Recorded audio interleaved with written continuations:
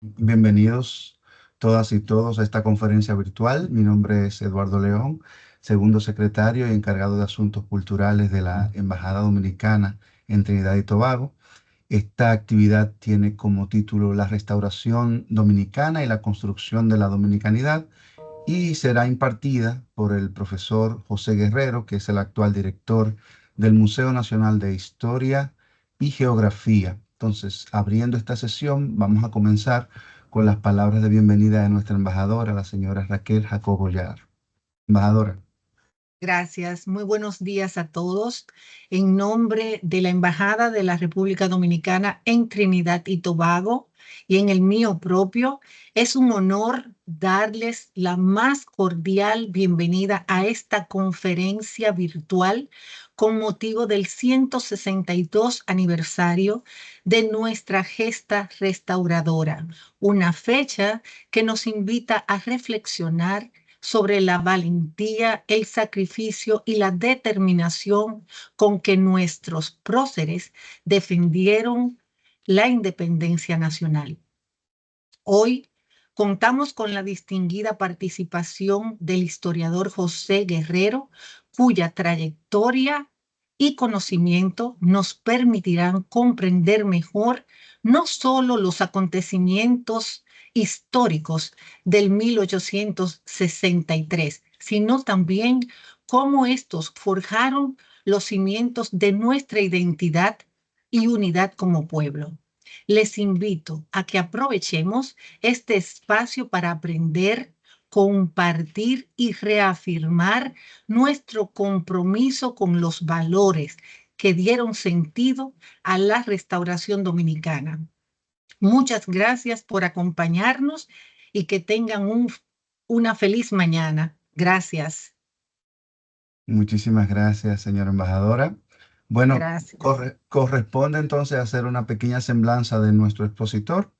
El profesor José Guerrero es un destacado historiador, antropólogo y educador dominicano con más de 40 años dedicados a la docencia, la investigación y la preservación del patrimonio cultural. Profesor de la UAS y de INTEC, ha formado generaciones de profesionales. Ha sido vicedecano de la Facultad de Humanidades de la UAS, subdirector del Museo del Hombre Dominicano, ha dirigido el Instituto Dominicano de Investigaciones Antropológicas y actualmente dirige el Museo Nacional de Historia y Geografía. Es miembro de la Academia de Ciencias de la República Dominicana y de la Academia Dominicana de la Historia. Autor de muchísimos libros y artículos, ha investigado temas que van desde arqueología prehispánica hasta música, gastronomía y tradiciones populares.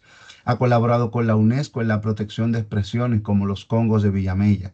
Su trayectoria le ha merecido reconocimientos nacionales e internacionales. Su trabajo combina el rigor académico y el compromiso social en defensa de la identidad cultural dominicana y caribeña, con un toque personal y muy característico que lo hacen, a mi entender, ser uno de los divulgadores científicos dominicanos más importantes del siglo. Entonces, sin más, y como sé que tienen más compromisos posteriores a esta actividad, le damos la palabra al profesor José Guerrero. Profesor, adelante. Bueno, muchas gracias a la señora embajadora Raquel Gracias a Jacob, usted. a ti también, Eduardo, que estás ahora haciendo este importante trabajo en la isla de Trinidad. Y luego tendremos oportunidad de poder desarrollar algunas conferencias sobre la importancia desde la prehistoria que tiene con la isla de Santo Domingo, el descubrimiento por Cristóbal Colón y la relación colonial a nivel del Caribe. Es un tema interesantísimo y que yo sé que va a redundar en las buenas relaciones diplomáticas y consulares entre ambos territorios. La restauración de la República viene a ser, es la tercera independencia. La República Dominicana tiene una historia bien interesante, bien singular y complicada a veces, porque es la única nación de América que ha tenido 3 independencias. Hemos tenido 9 nacionalidades, inclusive compartimos una isla de porte medio con un estado y una nación bastante diferentes. Y eso es otro tema. Alguien me dijo, no, pero mira, Irlanda. No, pero yo le dije, pero los dos hablan inglés. Entonces eso para mostrar que todo lo que, cualquier aspecto que vamos a tratar de la historia de la República Dominicana y también la cultura, es bien complicado y tenemos que hacer un pequeño rodeo siempre para llegar al punto. Eso es lo que nos ha caracterizado como historia. Esta es la tercera independencia. La primera fue la de Núñez de Cáceres en 1821. Duró poco, duró un mes y algo. La segunda, la de el 27 de febrero de 1844, duró más, 17 años. Pero fue un movimiento quizás muy localizado en el sur de la isla. Estamos hablando de la capital, Azua, y uno de sus protagonistas en ese entonces, que fue Pedro Santana, ubicado en el Ceibo, en el este. Aunque hubo también una batalla el 30 de marzo en Santiago, pero realmente el gobierno se concentró en la capital. Ya la restauración, que comienza en 16 de agosto de 1863 y culmina en el 65, no solamente es un fenómeno que completa y que culmina esos procesos separatistas e independentistas del territorio dominicano, sino que abre otra perspectiva histórica que están vigentes hasta la actualidad. Para comenzar, el presidente de la República Dominicana toma posesión un 16 de agosto. Eso se viene haciendo desde el año 1930, después que se da el golpe a Horacio Vázquez, el entonces presidente provisorio, que fue Estrella Ureña. Ya en marzo había pues asegurado, afirmado delante de la prensa, que el próximo presidente iba a asumir el 16 de agosto. Ya estamos viendo ahí que es una fecha fundamentalmente significativa. En la misma 1864, el gobierno provisorio, con asiento en Santiago, gobierno restaurador, ya decreta como fiesta nacional en el 64, antes de que terminara la guerra y antes de que los españoles se marcharan hacia su territorio. Y en la primera constitución, después de la restauración, 1865, entonces queda fijado como una de las fiestas nacionales, al igual que el 27 de febrero. Con el tiempo, la importancia de la restauración ha ido creciendo a un punto tal que yo tengo una conferencia después que termine esta, que trata sobre la restauración y el himno nacional dominicano. Ese himno nacional dominicano que tenemos actualmente vigente, música de José Reyes y letra de Emilio Prudón, pues se llamó originalmente Himno a la Restauración. Y ustedes vean, y precisamente se tocó un 17 de agosto del 1883, en una velada que se hizo en una logia, donde está actualmente la Fundación Dominicana de Desarrollo, en la calle Mercedes, casi esquina Las Damas. Y ahí fue la primera vez que se tocó el himno que actualmente tenemos en el 83. Luego entonces volvió a tocarse nuevamente cuando traen los restos de Juan Pablo Duarte, el 27 de febrero de 1884. Y por ahí siguió el himno, pero originalmente se llamó el himno de la restauración.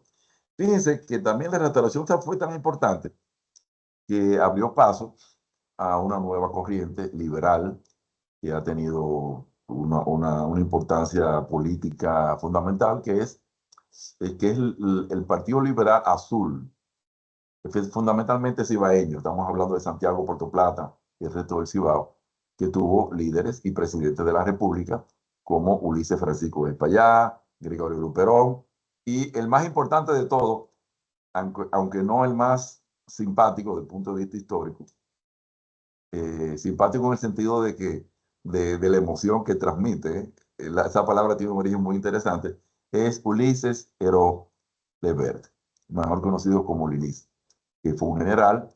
Ya a los 22 años, inmediatamente el movimiento restaurador surge, ya se integró a las filas restauradoras en Puerto Plata y fue la mano derecha de Gregorio Luperón, aunque después se pelearon.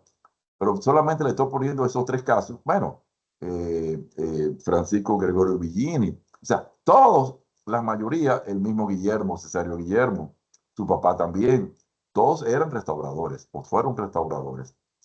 El mismo Báez, que gobernó nuestro país por 5 veces, su fuerza tuvo una participación importante en la restauración. Y eso se ha dado a conocer por un libro, el último premio, quería mostrar la portada, pero lo tengo allí, luego se lo muestro.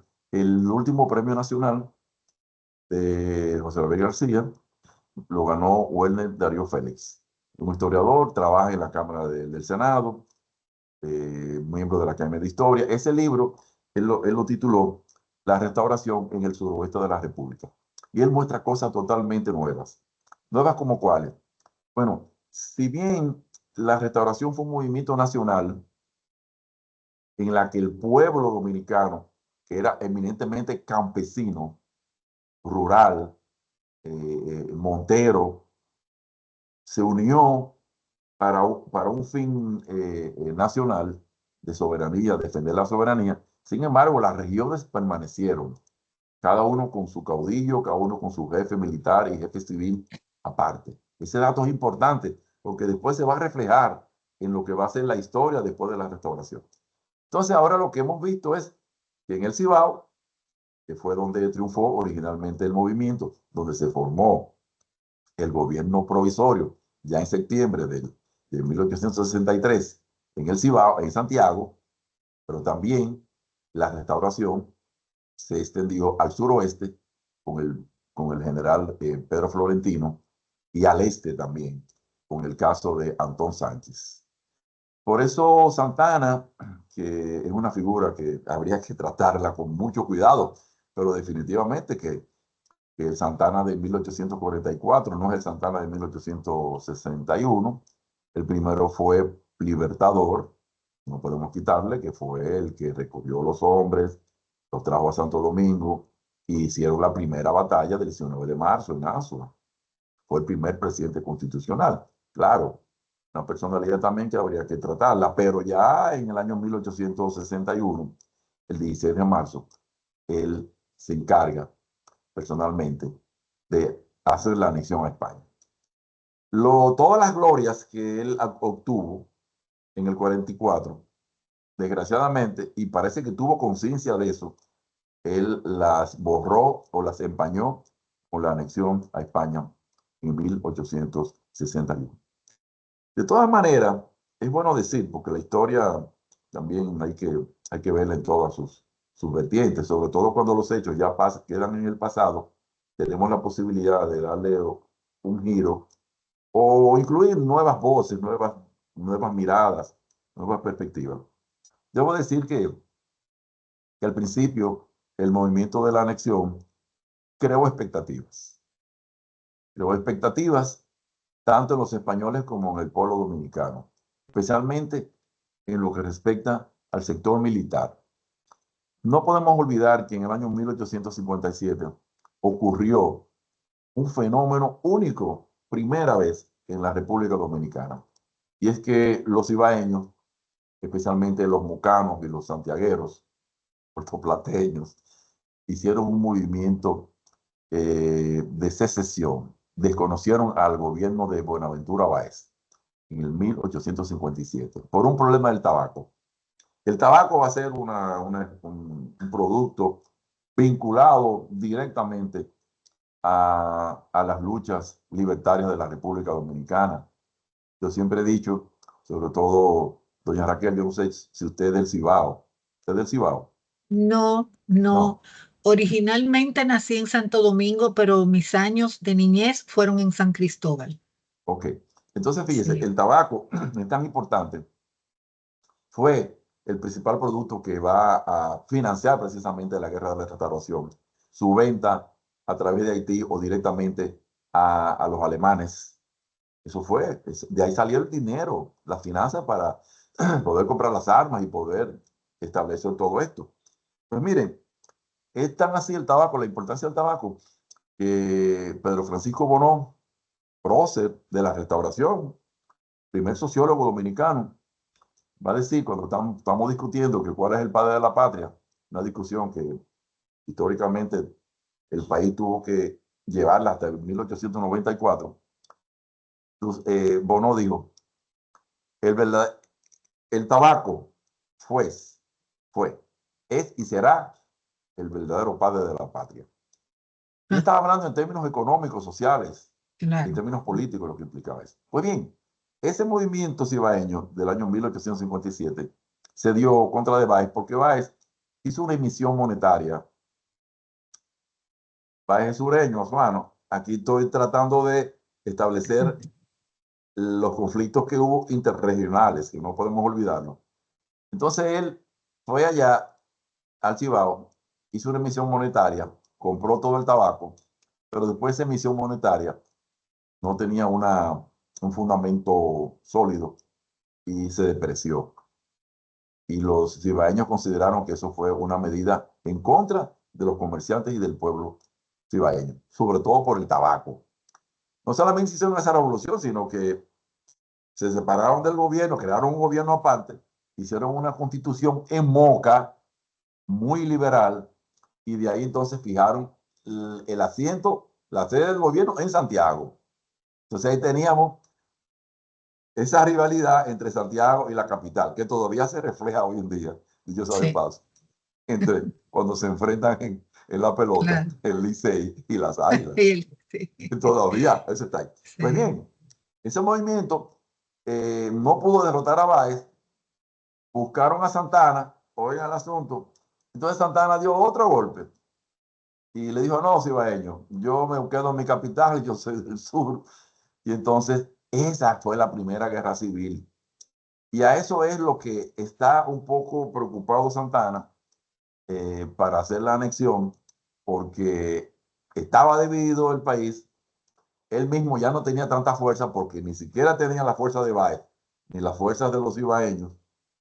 Y entonces había otro problemita, que en el año 1859-60 surgió el presidente Jeff Farrar, que tenía el título de Marqués de Tábara por una batalla que hizo contra Santana en Azua en el año 1849. También había el problema económico, la guerra civil, la separación, el miedo a la posible invasión de haitiana, y también eso se junta a unos filibusteros aventureros norteamericanos que aparecieron en Nicaragua, en Honduras y en otros lugares, que llegó a ser presidente uno de ellos, Willow Walker, y aquí se apareció uno de esos filibusteros para apropiarse de la isla de Alto Velo, por el guano de Alto Velo. Santana un poco se puso un poco, como decimos, intranquilo, y decidió hacer la anexión. La anexión creó expectativas, pero rápidamente esas expectativas se convirtieron en mutua decepción, tanto para los españoles como para los dominicanos.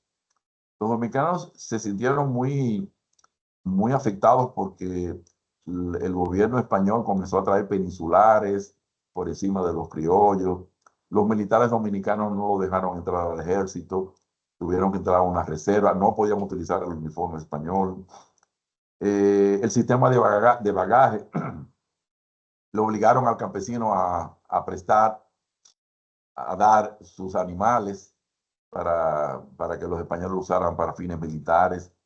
Le prohibieron los gallos. Señora embajadora, todo el dominicano extranjero que ha tratado de prohibir los juegos de gallos ha fracasado políticamente. Eso es una cultura de siempre. siempre. Eso, bueno o malo, Sí. no está en discusión, pero eso es una realidad histórica, cultural dominicana. Eso es verdad. Sí. Los haitianos trataron de hacerlo. El prócer Ulises Francisco Espaillá lo criticó, duró 6 meses. Entonces, no, le digo eso. Entonces vienen los españoles y dicen, no, prohibido los gallos, los juegos y los bailes, señora embajadora.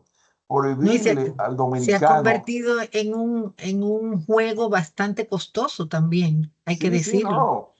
Ya no es un juego cualquiera, es una práctica bastante costosa. No, pero sigue siendo muy popular. Claro. Acuérdese que la política del siglo XIX, el siglo XX, se dividió en el símbolo del gallo coludo y el gallo bolo. los horacistas y los jimenistas. Bueno, también le prohibieron los bailes. Ay, pero ¿cómo le van a prohibir al dominicano bailar su mangulín, su carabinés, su Ay, claro, merengue? claro, ¿Usted me está entendiendo? Y el claro. arzobispo Monzón, nuevo arzobispo, y comenzó a hacer críticas mucho a la vida personal de los dominicanos. Vio que el 10% de las personas estaban sin casarse, y entonces eso provocó que una parte de la iglesia le diera el apoyo a los restauradores. Y finalmente el prejuicio también tuvo que ver porque muchos de esos militares blancos españoles venían de Cuba y Puerto Rico, en Ujú, donde existía todavía la esclavitud. Y entonces, la gran decepción de ellos también, los españoles, es que Santana sí le exigió a los españoles que íbamos a hacer la anexión, pero sin reimponer la esclavitud.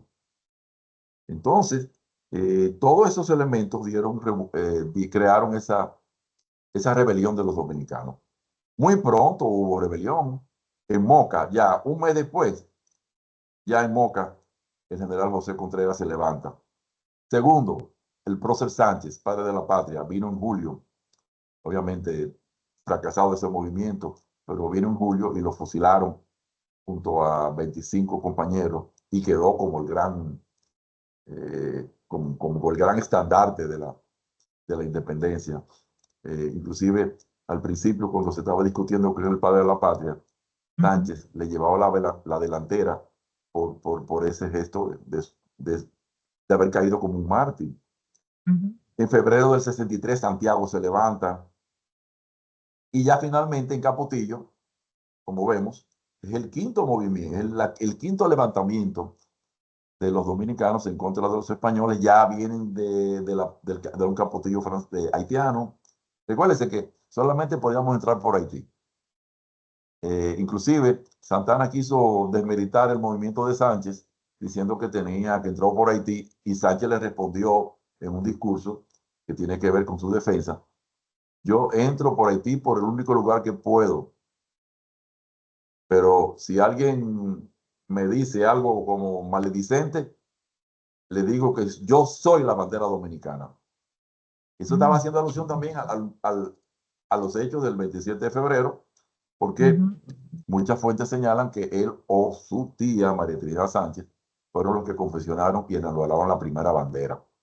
Eso para que no quede duda. Entonces, Movimiento Capotillo entra, 14 hombres. Santiago Rodríguez, ese fue el primer gran líder de la restauración. Está Monción, Benito Monción, está Pimentel, está Juan de la Cruz Álvarez. Hay un español, señora embajadora, Alonso, wow, ahora se me perdió el nombre, Alonso, apellido Alonso. Y también hay un soldado desconocido y tres más que no tenemos nosotros los nombres. Esa gente baja del Capotillo, entran en conflicto, pero ya en septiembre, estamos hablando ya de poco después, toman la ciudad de Santiago y los españoles tienen que retirarse hacia Puerto Plata. Y ahí entonces queda el gobierno restaurador. Y es impresionante cómo los dominicanos pudieron organizar un gobierno bien organizado, un Estado con los poderes y con todos los grados militares. Es una cosa que es muy impresionante el nivel de eficiencia que tuvo ese gobierno provisional en Santiago, y que pudo dar órdenes y organizar la guerra a nivel nacional. El primer presidente fue Pepillo Salcedo, el segundo Gaspar Polanco, el tercero Pimentel y el cuarto fue José María Cabral. Quiero decirles que se hicieron muchos frentes, pero fundamentalmente el más importante de todo era el de Guanuma. Estamos hablando de Guanuma, Río Bermejo, Sillón de la Viuda. Es por donde se entraba a la capital o se salía o se iba al Cibao. Los dominicanos de ahora no recuerdan que para ir al Cibao, a Santiago, a La Vega, no era por la carretera Duarte. Eso es una construcción muy reciente. Digo, después de los norteamericanos. Se entraba por Monteplata, actualmente por Don Juan, Bermejo, Cebico y Cotuí. Y entonces ahí se dio el gran enfrentamiento entre los dos grandes generales, Rivero Luperón, el restaurador, y Pedro Santana. Los restauradores pudieron llegar casi hasta San Cristóbal. Había un movimiento cerca hasta del barrio Manganagua. Es decir, que los restauradores llegaron prácticamente a poner en jaque el gobierno español, que tuvo que concentrar las fuerzas. Santana perdió fuerza, se empantanó, muchos españoles murieron por fiebre, por ataques de los dominicanos. Y lo interesante es que Santana muere en marzo de 1864.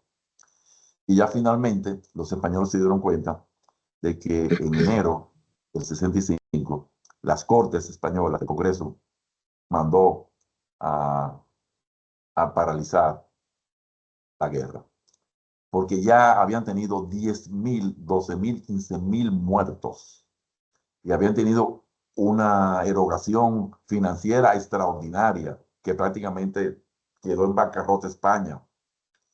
Y sobre todo, poco después, entonces, la reina, en marzo, un mes después, anula ya la guerra, el gobierno español, y ellos salen el día 15 de julio del año 1865.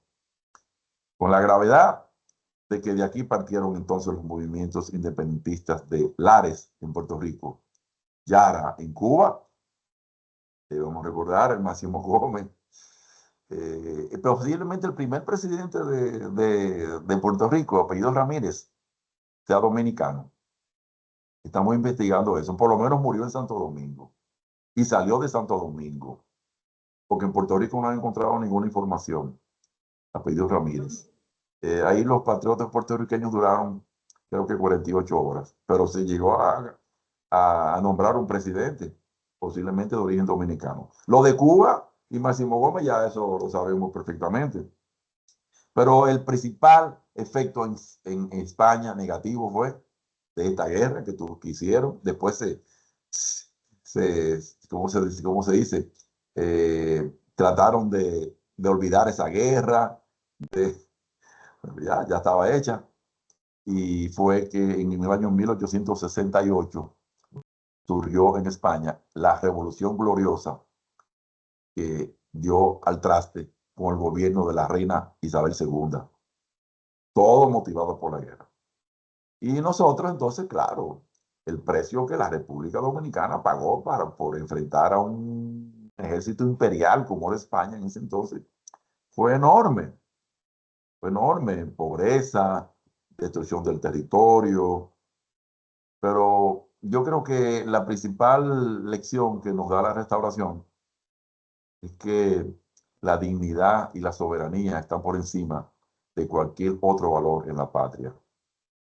Y esa gente murió porque nosotros hoy seamos libres y soberanos. Para mí esa es la principal lección de los restauradores. Eso es así.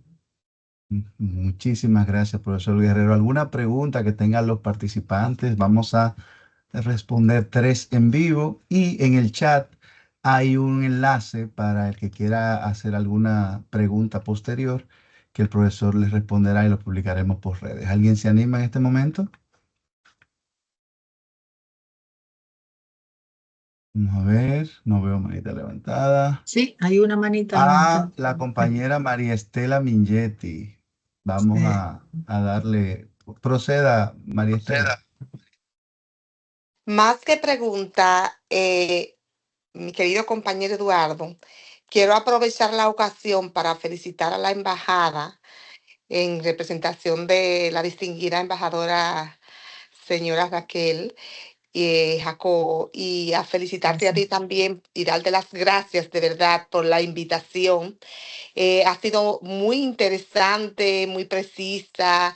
Qué decir de darle las gracias a nuestro distinguido historiador por ser yo digo, tan práctico en su Claro. disertación, porque a veces se hacen unas disertaciones como tan aisladas, pero cómo la vas relacionando con la realidad, con los valores, con los principios, que como bien sabemos, la historia tiene que servirnos a nosotros para mirar el presente y el futuro. Claro. Entonces, esa conexión tan interesante que has realizado me parece bien, un enfoque muy, muy valioso. En verdad, me quedo con la idea de que la dignidad y la soberanía está por encima de cualquier valor y que cada uno de nosotros tenemos que luchar para que esa soberanía y esa dignidad se mantenga a través de nuestro comportamiento, de nuestra entrega, de nuestro... A veces, y no estoy en política, pero a veces cuando decíamos que hablamos del cambio, yo digo, la gente espera que el cambio lo haga un presidente, y no me estoy refiriendo ni siquiera a Abinader ni a ningún presidente, pero el Claro, cambio y mantener esa soberanía es una responsabilidad de cada uno de de todos, nosotros, de claro. nuestras acciones en nuestro contexto específico. Así que estoy muy agradecida de la invitación, muy agradecida y de verdad espero que estas charlas, estas presentaciones puedan continuar para crear conciencia, para avanzar como país. Muchísimas felicitaciones a los tres y también a todos los que estamos presentes, que nos hemos interesado. Es así como se hace patria, en conocer nuestro pasado para construir el presente y el futuro. Muchas Muchas Mira, gracias. gracias. María, sí, Hermosas Eduardo, palabras, dame, gracias. ¿Cómo un Yo soy no? comentario, María, yo María. soy Estela Mingetti, vicecónsul en el consulado de New Orleans, Ok, ok. oficina Atlanta. Wow, qué bien. Después te voy a hacer algunas historias de Nueva Orleans que tienen que ver con República Dominicana y con Santo Domingo. Ah, No, Es pero otra excelente, charla. sí, excelente. óyete, tú no te imaginas la relación. Es que este país, señor, este país es pequeño, pero este país ha tenido una trascendencia mundial. No, no, Aquí no están crea los que se restos me de puede Cristóbal escapar de Colón. cualquier invitación en cualquier momento. Yo soy atrevida y me atrevo mucho. No, Ah, no te apures. Yo he ido Qué como 4 bueno. veces allá y cada vez que puedo lo hago. Porque ahí también ahí hay bambulá. Y tú sabes que el bambulá, Frederic Elizalde dijo que fue desde Samaná, de los negros norteamericanos que vinieron en 1823, salieron para allá, el bambulá, y allá se bailaba bambulá en Nueva Orleans. Pero quiero Ay, decirte, déjeme decirle también que soy azuana y me sentí muy orgullosa con bueno, ese escuchar el baile. nombre de mi pueblo. Ese baje no Qué te lo bueno. quita, ese baje no te Sí, quita esa sí, sí, sí. impronta. Pero tú Aunque eres nos han familia. dejado el nombre de Tirapiedra por la batalla del 19 de marzo, que No, lo no, asumimos con mucho señora. orgullo. Tú y yo somos familia, porque yo soy guerrero y entonces tú eres familia de Máximo Gómez también. Porque nosotros somos esa familia, Guerrero, Baez, Gómez. Está muy vinculada a esa familia. En Y claro, de por ahí de Baní, Baní, totalmente, esa es mi Ocoa, Baní, familia. Ocoa y Azua. San José de Pero, Ocoa, perfecto. sí, oye, quiere decirte que precisamente una lección que nos da permanentemente la guerra restauradora y su gobierno provisorio es que los gobernantes tienen que tener esa base popular, ese apoyo del pueblo. Y el pueblo tiene que responder también a las directrices y a las autoridades de las autoridades gobernantes. Eso es lo que nos enseñan. Nos enseñaron porque no hubo ningún conato de rebeldía, ni, claro, problemitas personales sí los hubo, pero no hubo nadie que desconoció ese gobierno. Cuando se enviaba una orden desde Santiago hacia Azo, hacia Ocoa, hacia San Cristóbal, todo el mundo la cumplía. Es decir, que realmente nos da la idea de unidad. Miren, la bandera también, bueno, no solamente participaron españoles a favor de los dominicanos, también participaron alemanes y norteamericanos. Wow. Y sí, sí, hay un Brickman, hay un alemán Brickman que luchó junto a Marcos Evangelista Adón. Ese fue un señor grande, igual que Eusebio Mansueta. Ustedes saben dónde está la cárcel de la Victoria, ¿verdad? Claro. Entonces, Ujú. ese nombre de la Victoria se lo puso Eusebio Mansueta cuando tuvo ahí una batalla en contra de los españoles. Y le llamó, esta es la victoria de los Amas. Y así se quedó ese nombre. Y Marcos Evangelista Adón, que también hay una calle aquí en Santo Domingo, Marcos Adón. Ese señor llegó hasta prácticamente hasta Jaina. Y con ese alemán, el Brickman, ese alemán era un experto artillero. Ustedes saben que para este lado el puerto no existía. Y había que hacerlo, traer todo en una barca o en una embarcación. Y entonces, ese alemán, aliado de Marcos Adón, le disparaba a los españoles cuando trataban de entrar las mercancías hacia Vallaguán y Monteplata por la barquita de Santa Cruz. Que la barquita de Santa Cruz se llama así porque fue siempre el lugar por donde pasaban del este al oeste, al oeste a este. Y ahí hubo 130 muertos españoles por ese alemán disparando ese cañón. Y también hay un Lancaster norteamericano en el Cibao que le hizo lo mismo a los españoles. Y mucha gente, la restauración tuvo mucho apoyo en todos los países que estaban luchando en ese entonces en contra de las dictaduras, en contra de los autoritarismos, y estaban luchando por su independencia.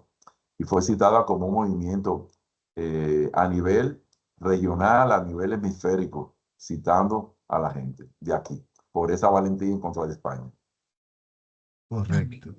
Tenemos una segunda pregunta que es el compañero Esteban Guillén. Por favor, compañero, proceda. Buenos días, mi gran Buenos amigo días. José Guerrero, de larga batalla, bien preguntado. Quiero felicitar de verdad a la embajada por esa iniciativa tremenda. Es lo que nos une, es lo que nos hace sentir que estamos haciendo un trabajo para promover nuestra dominicanidad. José, me sorprende mucho la suma que dice de la cantidad de muertos españoles que hubo en las batallas. Fue tremenda. ¿Me puedes hablar un poquito más de eso, por favor? Bueno, tú sabes que en la guerra la primera víctima es la verdad. Porque tú reconocer que estás perdiendo, que estás siendo afectado por una guerra, eso no se hace. Pero los españoles sí tuvieron que reconocer que tuvieron más de 15.000 muertos, porque ellos siguieron, y hemos tenido acceso a las estadísticas. A ellos les preocupó mucho que fue fundamentalmente la principal causa de muerte eran la disentería, el paludismo y la fiebre amarilla. Inclusive ellos establecieron un hospital muy grande en Yamasá, cerca de donde estaba Santa Ana, y también aquí en Santo Domingo. Y trajeron los mejores médicos reputados en ese entonces, militares de España. Eso tenemos Que es mi constancia. pueblo, que es mi pueblo, Exacto. Yamasá, ¿sabes, no?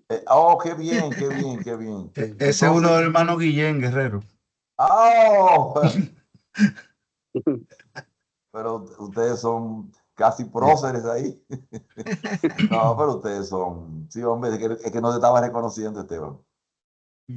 Nada, entonces trajeron los médicos más grandes, los médicos que están en la historia de la medicina europea, precisamente por haber descubierto agentes patógenos, etcétera, y sus antídotos.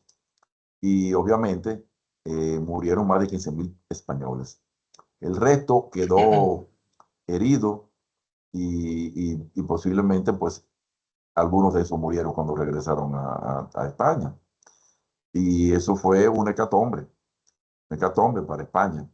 No solamente la familia de esos militares muertos, sino que no se imaginaban que este pueblo le iba a hacer que se iba a unir todos los dominicanos en contra de esa potencia. Acuérdate que la mayor colonia en ese entonces que ellos tenían era Cuba y Puerto Rico. Miren, vamos a completar esta idea.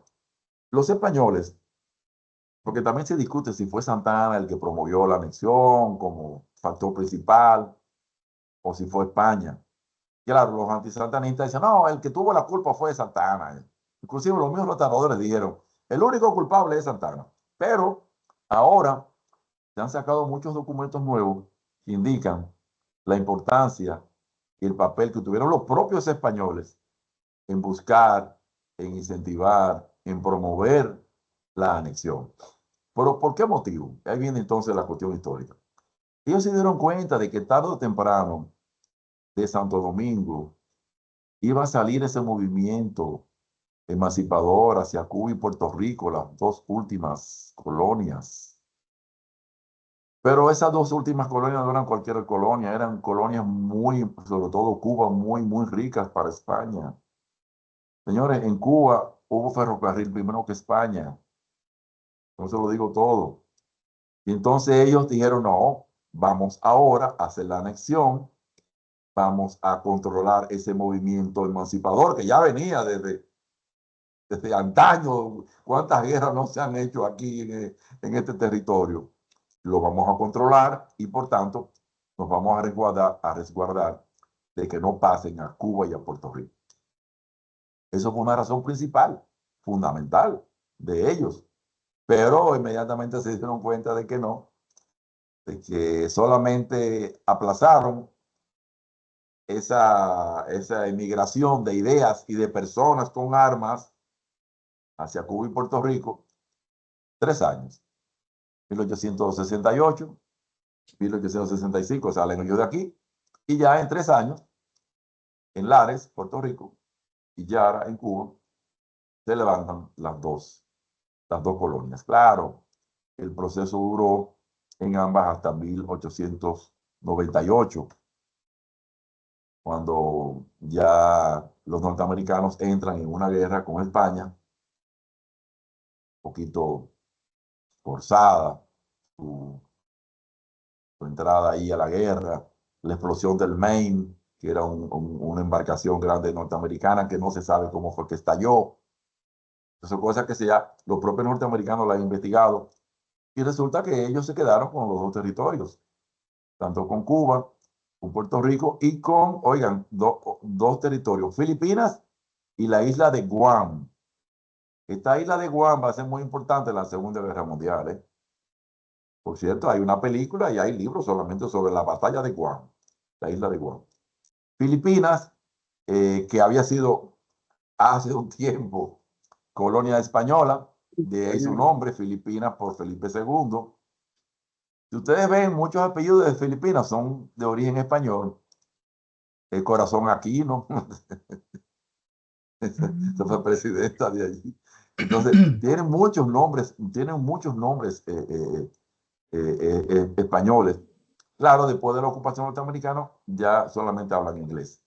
Pero en Puerto Rico se buscó la salida, que ya sabemos cuál es, el Estado Libre y Asociado. Y en Cuba, una enmienda Platt, pues ya le dio después la independencia, un poco después.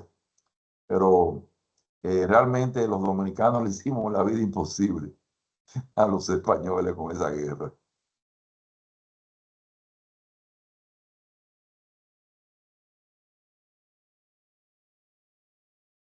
Ok, disculpen, se escucha. Ustedes saben que esto es en vivo. Sí. No se imaginan, señores, lo contento que yo me siento por esta primera de muchas actividades que vamos a tener. El profesor Guerrero, los que me conocen saben que yo trabajé con él durante 12, 13 años y no hay cosa más chula que sentarse con él a hablar de historia. Claro, sin cámara, ¿verdad, José? No. Entonces, Lo que se puede decir en nada. público puede ser en privado. No, claro, pero siempre uno se distiende un poquito más. No obstante, reconozco en usted y todos los que hemos tenido la oportunidad de trabajar con usted como historiador, reconocemos esa capacidad que usted tiene de hacer la historia mucho más amena que la que uno suele realmente compartir en las aulas. Entonces, nada, yo sé que usted tiene una Eduardo, perdón, conferencia. yo creo Dígame, que embajadora. había un señor que quería preguntar o decir algo y ahí el micrófono no Déjeme estaba ver. activo. ¿Cuál será Esteban? El que había hablado anteriormente. Esteban, activa Sí. el micrófono, sí, vamos, ya estamos culminando, pero cómo no, Sí, ya, sí, no, era para decirle a José de que hoy en día el idioma filipino todavía conserva muchas palabras españolas. el Cuando uno chabacán, habla con, cuando uno habla con ellos, tú puedes notar incluso el acento. Sí. es así. Y los nombres de los lugares, son todos españoles. Sí. Bueno, pues nada, agradecemos al profesor José Guerrero por esta excelente exposición y a todos ustedes, amigos y compañeros, por acompañarnos en esta conmemoración del 162 aniversario de la gesta restauradora. En el chat, antes de salir, en el chat compartimos un enlace a un formulario de Google con una breve encuesta de satisfacción y un espacio para que puedan dejar una pregunta al profesor. Sus respuestas nos serán remitidas en los próximos días y las publicaremos en las redes sociales nuestras de la Embajada Dominicana en Trinidad y Tobago para que todos puedan consultarlas. Ha sido realmente un placer contarle con la presencia de todos ustedes y esperamos reencontrarnos en próximas actividades. Así que no se me desanimen los que no pudieron, porque el profesor Guerrero tiene una conferencia en vivo ya en el Museo Nacional de Historia y Geografía. Por eso entonces lo breve de esta intervención. No obstante, les repito, pasen por el chat, entren al link, escriban sus preguntas y les prometo que el profesor Guerrero las contestará oportunamente. Señor, Profesor, un muchísimas millón de gracias. gracias. Y a todos los Gracias a participantes, todos. muchas gracias. Gracias, Bueno. Eduardo, por tu iniciativa. Excelente. Hoy ha sido un día de aprendizaje para muchos. Primero de señora muchos, embajadora, que señor. después vienen los temas, el merengue, la comida, la La fiesta, habichuela con dulce. la fiesta de Monteplata. Después viene Claro. la parte lúdica del dominicano, que ahí usted sabe que no Si tengo que Dios lo explicar. permite, así será. Sí, Muchísimas así mismo. gracias. A usted sí, Bueno. ya usted sabe. Un Gracias. placer, A Eduardo. ustedes, Ya tú gracias, sabes, gracias. gracias a usted.